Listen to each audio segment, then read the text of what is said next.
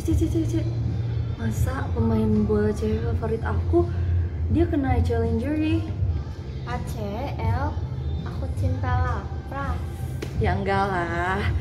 Aku juga nggak tahu sih ACL apa, tapi masa katanya dia sampai nggak bisa lanjutin karirnya lagi.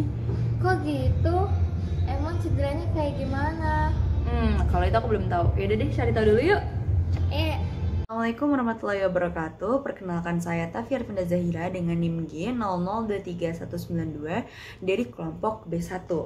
Jadi, setelah saya melakukan research lebih lanjut mengenai ACL dan ACL injury, saya jadi tahu bahwa ACL merupakan kepanjangan dari anterior cruciate ligament. Itu salah satu ligament yang menyusun di articulatio genu. Nah, cedera pada ACL ini bisa terjadi karena perubahan arah saat pendaratan di patella yang sedikit tertekuk atau hiperekstensi seperti itu. Jadi pada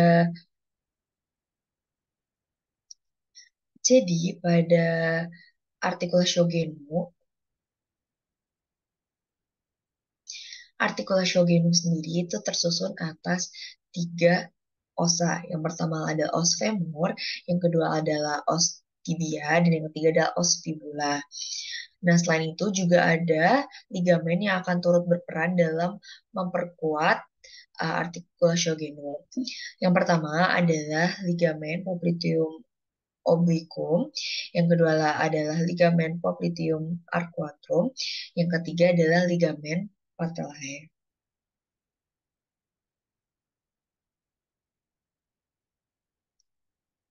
Untuk pergerakan articulatio genu akan dibantu oleh beberapa muskulus dan juga tendon. Nah, untuk muskulus yang pertama dari bagian anterior itu ada musculus quadriceps femoris. Nah, musculus quadriceps femoris ini terdiri dari beberapa muskulus-muskulus lain. Yang pertama adalah musculus rectus femoris, lalu ada musculus vastus lateralis, vastus medialis, dan juga vastus intermedialis. Nah, selain itu, ada juga pada bagian posterior. Pada bagian posterior itu terdiri dari musculus biceps femoris, lalu musculus semimembranosus, musculus gastrocnemius, dan juga musculus semitendinosus.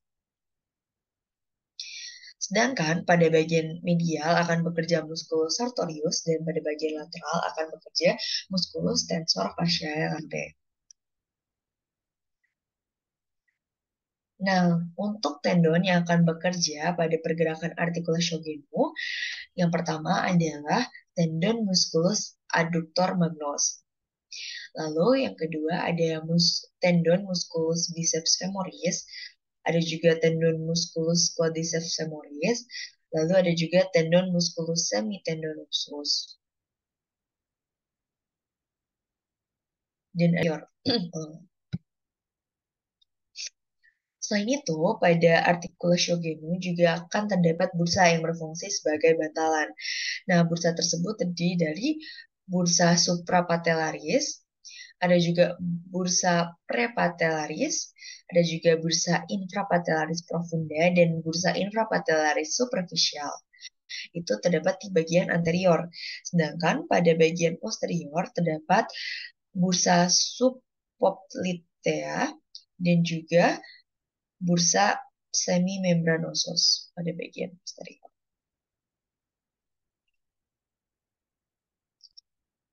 Kemudian lanjut ke vaskularisasi dari articulatio genu. Struktur articulatio genu akan dilalui oleh arteri popliteal. Nah, arteri popliteal ini merupakan terusan dari arteri femoralis. Nah, arteri femoralis akan melewati kanalis adductorius. Nah, setelah melewati kanalis adductorius itu akan berubah nama menjadi arteri poplitea. Arteri ini akan melewati sisi posterior dari genus, yaitu melewati fascias popliteal dan fossa intercondylari.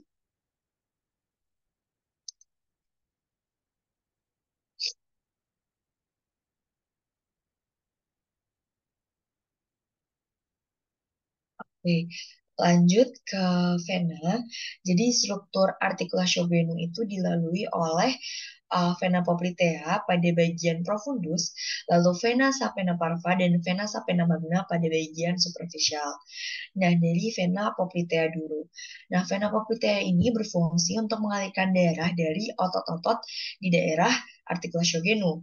Sedangkan untuk vena superficial berfungsi untuk mengangkut darah dari bagian skin dan jaringan lunak di sekitar articulatio genu.